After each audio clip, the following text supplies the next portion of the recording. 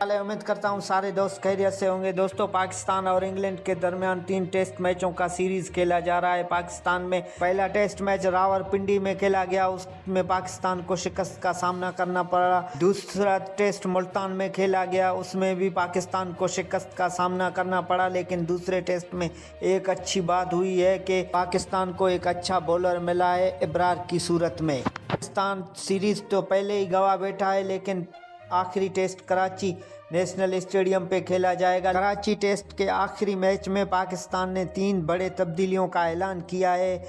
हसन अली खेलते हुए नज़र आएंगे, सरफराज हमें खेलता हुआ नज़र आएगा, शान मसूद को खिलाने का भी फैसला किया है। दोस्तों, कमेंट करके बताना कि पाकिस्तान ने ये अच्छा फैसला किया है या नहीं। वीडियो पसंद आए तो इस वीडियो को लाइक और चैनल को सब्सक्राइब कर